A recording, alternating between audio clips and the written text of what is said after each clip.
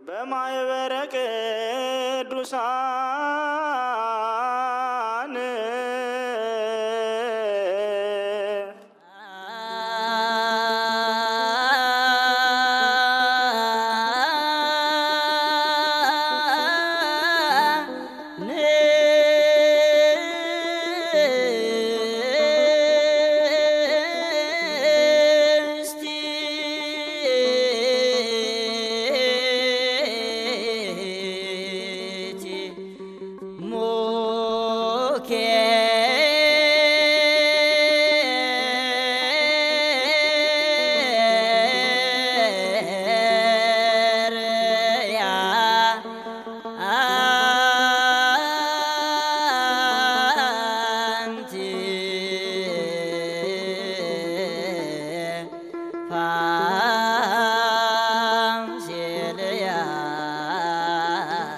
የክርስቶስ ነገረ መስቀል ሲነገር አይምሮ ይጨነቃል።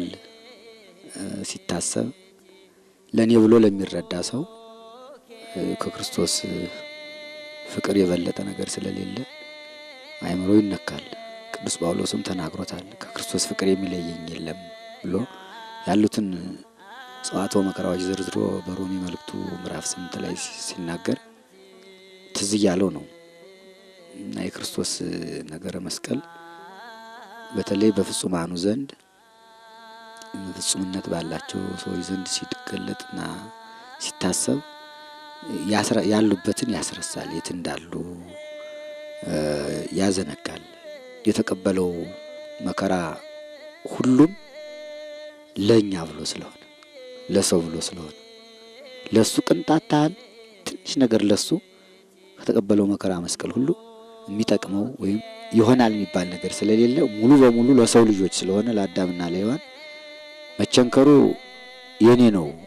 እኔ ራሴ እንደመቸንከር ሲገረፍ እኔ እንደመገረፍ ብሎ ከራሳቸው ጋር ሲያስገቡት ብዙ ቅዱሳን ሰውነታቸውን በአለንጋ በቀጋ በጅራፍ እየገረፉ እግራቸውን እየቸነከሩ አሳልፈውታል። እና አቡነ ተክለ ሃይማኖት ጦር በፊት በኋላ በቀኝ መገራ ዘርግተው ሌሎችም ቅዱሳን አበው እና ነገረ መስቀሉ ከሊቶስጥራ እስከ ቀራንዮ ድረስ ያሉት የ14 ምዕራፎች ጸዋትወ መከራዎች ሲታሰቡ ኢየሩሳሌም ላይ በዕለተ ዓርብ በዕለተ ስቅለት የተደረገው ነገር ሰማይንም ምድርንም ያስጨነቀ ሰማይንም ምድርንም ያሳዘነ ፀሐይ ጨረቃ ከዋክብትን ያሳዘነ ማቅ ያስለበሰ ምድር የያዘቻቸውን ተሸከመቻቸውን ፍጥረታት ለመሸከም አልችል ብላ ስትንቀጠቀጥ መቃብራት ተከፍተው አይባን ተፈትተው ሙታን ተነስተው የቤተ መቅደሱ መጋረጃ ተቀዶ ተከፍሎ ያችን ቀን ፍጡራን ሁሉ ሲያስቧት ዛሬም ስትታሰብ በአንክሮ በተደሞ መላእክት ከሰማይ ወርደው በመስቀሉ ዙሪያ ቆመው ዲያብሎስ ካሳውን ሲክስ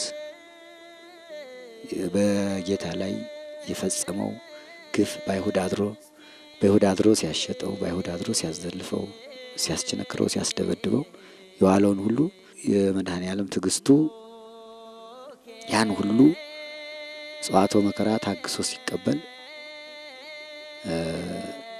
ያደረገው የከፈለው መስዋዕትነት ከሊና በላይ ነው። እንኳን ለመናገር ለማሰብ ይከብዳል።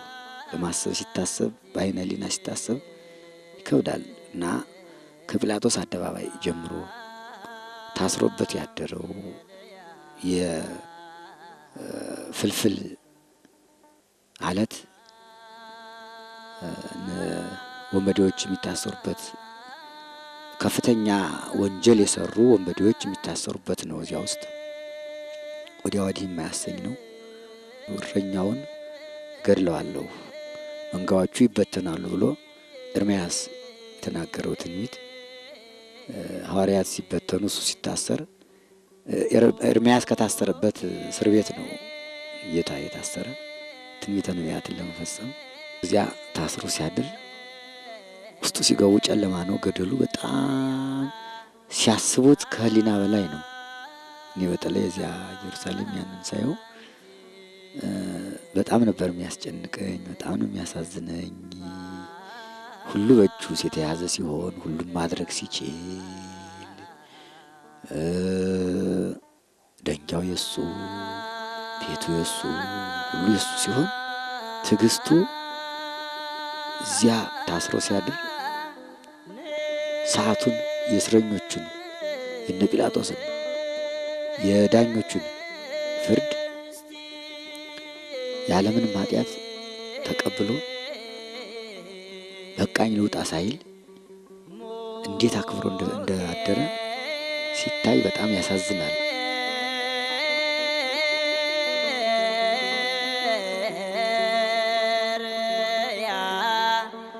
ከዚያ ወጥቶ ለጲላጦስ አደባባይ ልቶስጥራ ለፍርድ ቀረበ። ፍርዱ በሁለት አይነት ነው። ጲላጦስ ለመፍረድ ተቸግሮ ምንም አላገኘሁበትም እያለ ሲጨነቅ፣ አይሁድ ደግሞ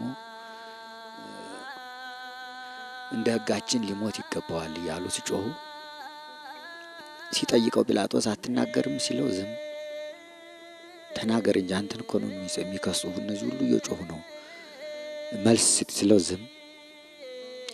ሌሊት ከጨለማ ውስጥ ካደረው ታስሮ ካደረበት ትዕግስቱ ይልቅ ከጲላጦስ ፊት ማልዳ ቆሞ ያን ያህል ሲከሰስ አንድ ሰዓት እንኳን አይኔ በደለኛ አይደለሁም፣ ምንም ኃጢአት አልሰራሁም፣ እነዚህ የሚናገሩት ሐሰታቸው ነው ሳይል የተነገረውን ሁሉ የሚናገሩትን ሁሉ በትዕግስት ሲቀበል አርፍዶ ከነጋ በኋላ ፍርዱ ሲያልቅ ጲላጦስ ውሃ አስመጥቶ እጁን ሲታጠብ እኔ ንጹሕ ነኝ ከዚህ ሰው ደም እያለ ሲታጠብ ምንም ሳይናገር መስቀሉን ከሊቶስጥራ ተሸክሞ ወደ ቀራንዮ ሲሄድ የሶስተኛው ምዕራፍ ለመጀመሪያ ጊዜ መስቀሉ እንደተሸከመ የወደቀበት ነው። መስቀሉ እንደተሸከመ ወደቀ፣ ተነሳ። አራተኛው ምዕራፍ እመቤታችን ጋር የተያዩበት ነው። የጌታችን ነገረ መስቀል ሲነሳና የሱ ዕለተ ዓርቡ ጸዋትወ መከራ ሲነገር እመቤታችንም ትነሳለች። በተለይ የእመቤታችን ሐዘኗና ልቅሷ እዚያ ምዕራፍ 4 ቦታው ላይ ሲደረስ የሕዝቡ ብዛት ለማየት የአይሁድ ወታደሮችና ዘበኞች ተመለሽ እያሉ ርኅራኄ እንዳይፈጸም እሷ ስታለቅስ አይተው ሌሎቹ ልባቸው ራርቶ እሱን እንዳይተውት እሷን መመለስ ነበር አማራጫቸው። የእሷ ልቅሶ የእሷ እንባ ሲወርድ ልጅና እናት ሊገናኙበት ያልቻሉባት ቀን ናት ያቺ። ዕለተ ዓርብ ስትሳሰብ ልጄ ምንድነው ወዳው በደሉ በሀገር ዳኛ የለም ወይ ያለች በደለኝ ያልበደለ ምንም ያልሰራ ሰው እንዴት ይፈረድበታል? እንዴት ይታሰራል? እንዴት ይወቀሳል? እንዴት ይከሰሳል? ዳኛ የለም ወይ ያለች የምትጠራ ነቢያትን ነበር።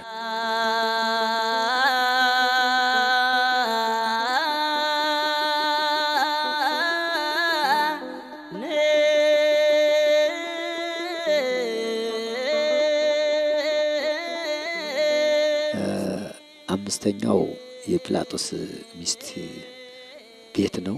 መስቀሉን ከሊቶስጥራ ተሸክሞ ወደ ቀራንዮ በሚሄድበት ጊዜ እነ ጲላጦስ መኖሪያ ቤታቸው መንገዱ ዳር ነውና እሱ መስቀል ተሸክሞ በመካከል ላይ እየወደቀ እየተነሳ ሲሄድ አይታ ምንድነው ብላ ስትጠይቅ የናዝሬቱ ኢየሱስ ክርስቶስ ተፈርዶበት ሊሰቀል መስቀሉን ተሸክሞ እየሄደ ነው ብለው ሲነግሯት እሷ ብዙ በዚያች ሌሊትም እሷ በእሳት አለንጋ ስትገረፍ ጲላጦስ በአንገቱ ዘንዶ ሲጠመጠበት ራእይ አይታ ሶስቱ ልጆቿ ተናግረው የሚያውቁት ለዚያ ባልሽ ወዮለት ንጹሕ ደም ለሚያስፈስስ ብለው ነግረዋት ልካበት ነበርና ያንን አይታ አምስተኛው ምዕራፍ ደጃፏ ላይ መስቀሉን እንደተሸከመ ሲወድቅ ዳ የሚያነሳው በሌለበት ጊዜ አንስታ ቅፍ አድርጋ ደሙ እየፈሰሰ ወዙ እየፈሰሰ ቤቷ ከሳጥን ያስቀመጠችውን አዲስ ልብስ ወስዳ ላውን ወይም ወዙን በልብሷ ጥርግ አድርጋ ደሙና ወዙ እየፈሰሰ ከልብሷ ላይ እንዳለ ተቀርጾ ስዕል ሆኖ የመጀመሪያው የሐዲስ ስዕል ለሷ ነው የተቀረጸላት። ለጲላጦስ ባለቤት አብሮቅላ ትባላለች።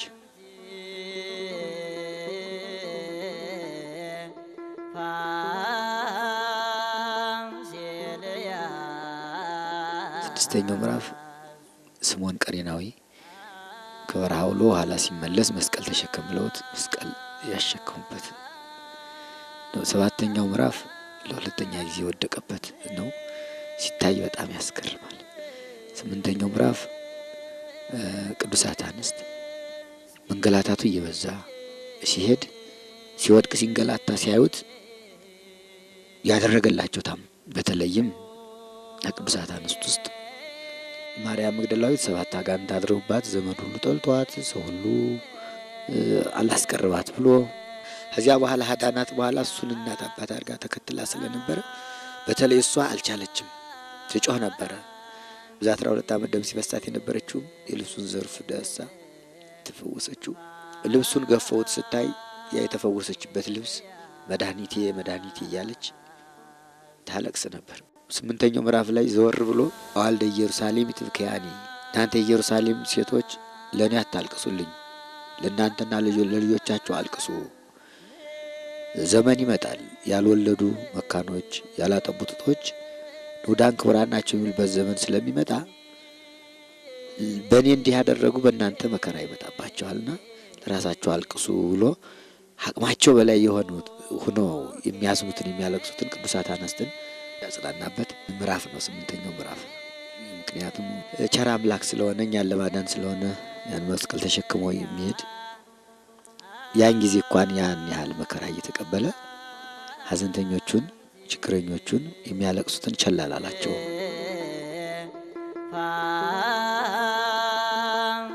9ኛው ምዕራፍ ለሶስተኛ ጊዜ ወደቀበት ነው። 10ኛው ከበሩ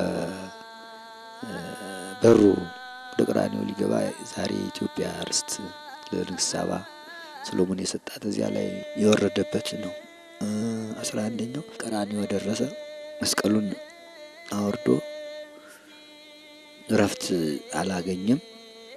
ልብሱን ዕጣ የተጣጣሉበት 11ኛው ምዕራፍ ነው። ዳዊት ልብሴን ገፈፉኝ በቀሚሴም ላይ ዕጣ ተጣጣሉ ብሎ የተናገረው ትንቢት ይፈጸም ዘንድ መጎናጸፊያውንም 4 ክፍል አድርገው የተጣጣሉበት ነው። 12ኛው የተቸነከረበት ነው። ያን የተሸከመውን መስቀል አጋድመው እሱን እዚያ ላይ አስተኝተው እጁን ናግሩን ግራ ቀኝ እጁን መስቀሉ እንዲደርስ እየጎተቱ እዚያ ላይ ቸነከሩት። አስተኝተው አጋድመው በ5 ቅንዋት ሳዶር አላዶር ዳናት አዴራ ሮዳስ በሚባሉ በ5 ቅንዋት ሁለቱን ከግራ ቀኝ እጁ ሁለቱን ከግራ ቀኝ እግሩ አንዱን ከደረቱ እግሩን ደርበው ነው ቸነከሩት። ስቁረቱ ይቆጠራል። የራሱን ከሆነ የራሱ ይቆጠራል።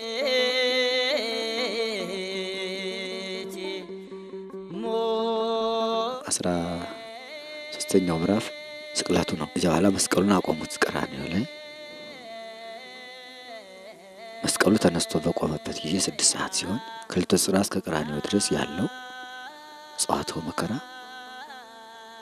በመስቀል ተካተተ። በዚህ ጊዜ መስቀሉን ብድቅ አድርገው እሱ እንዳለ እንዳይናወጽባቸው ነው በመበቸንከር የቸነከሩት። በዚህ ጊዜ ሰማይ የተጨነቀች በዚህ ሰዓት ነበር። 6 ሰዓት ላይ ፀሐይም ለማየት ለማሳየት ብርሃኗን ከለከለች። ጨረቃው እንደመሰለች ከዋክብትም ረገፉ። በዚህ ጊዜ ዓለም በሙሉ በጠቅላላ ጨለማ ሆነ። ያን ጊዜ አምላክነቱን በመጠኑ ገለጠላቸው፣ ማሳወቃቸው። እስከዚያ ድረስ ትዕግስት አትግረፉኝ አትደብድቡኝ አላለም። የተነገረው ትንቢት የተቆጠረው ሰው ይፈጸም ዘንድ። በዚያ ሰዓት ግን ራቁቱን አድርገው ልብሱንም ተጣጣጥለው ሲገርፉት እስኪ ብርሃንና ጨለማን የሚለይ ማን ነው? የአይሁድ ንጉሳቸውን ልስቀለው ሲላቸው ጲላጦስ አልብነ ንጉሥ ዘእንበለ ቄሳር ከቄሳር በቀር ሌላ ንጉሥ የለንም ብለው ነበርና መንግስቱን ገለጠ። ያን ጊዜ በስድስት ሰዓት ፀሐይና ጨረቃ ፀሐይ ጨለማ ስትሆን ዓለም ጨለማ ሆነ። አይሁድም እጃቸው እንዳለ በኃጢአት ውስጥ በጨለማ ውስጥ በገሃነም ትኖራላችሁ ሲል ንስሐ ካልገባችሁ ጨለማ ውስጥ ትኖራላችሁ ሲል በቁማቸው በስጋቸው ጨለማ እናመጣ። ምስጢርም ነው። ምስጢረ ስጋ ወደሙ ነው። ስጋ ወደሙ በምስጢር ነው እንጂ በግልጽ አይደለም፣ እንደሌሎቹ አይደለም። የኢትዮጵያ ኦርቶዶክስ ተዋሕዶ ቤተክርስቲያን ሲቀደስ መንጦላይቱ እንደተጋረደ በምስጢር የሚደረገውም ያው ከ6 ሰዓት እስከ 9 ሰዓት ጨለማ ስለሆነ ያ የምስጢሩ አካሉ በጨለማ ስለተሸፈነ እንዳይታይ ለዚህ ነው። ምስጢርም ጭምር ነው። እዚያ በኋላ እስከ 6 እስከ 9 ጨለማ ሆነ፣ አረፈ።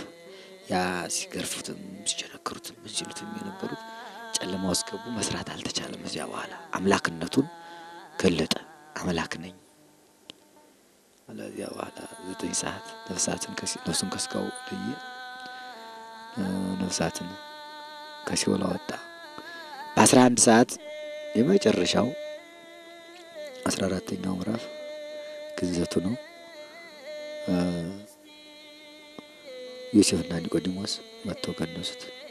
ጎኑን በጦር ተወጋ። አምላክነቱን ገለጠ። ለውሃውን ለጥምቀታችን ደሙን ለመጠጣችን ለንጊኖስ ቀኝ ጎኑን በጦር ወጋው። ውሃና ደም ፈሰሰ። ምስጢረ ጥምቀትን ምስጢረ ቁርባንን ያን ጊዜ መሰረተልን ሊቀ ካህናት ኢየሱስ ክርስቶስ። መስቀሉን እንደ መንበር አድርጎ ቀደሰ። ዓለምን ከጎኑ በፈሰሰው ውሃ ጠመቀ። በጎኑ በፈሰሰው ደም ዓለም ተቀደሰ። 11 ሰዓት ላይ ቀበሩት። እሱ ወደ መቃብር ሲወርድ አዳምና ሔዋንን ከሲኦል ከነ ልጆቻቸው 9 ሰዓት አውጥቶ 11 ሰዓት ገነት አገባቸው።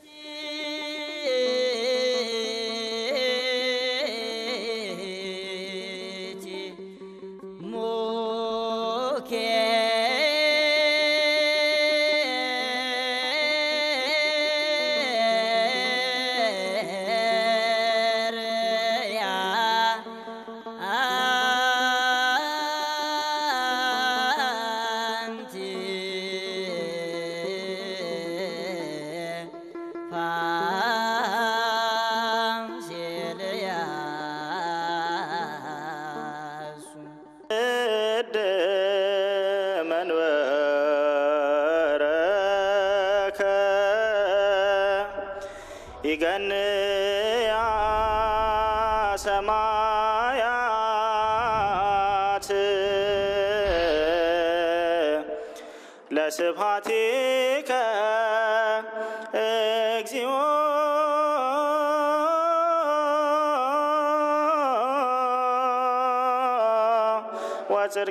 ወጽድቀከኒ በማኅበረ ቅዱሳን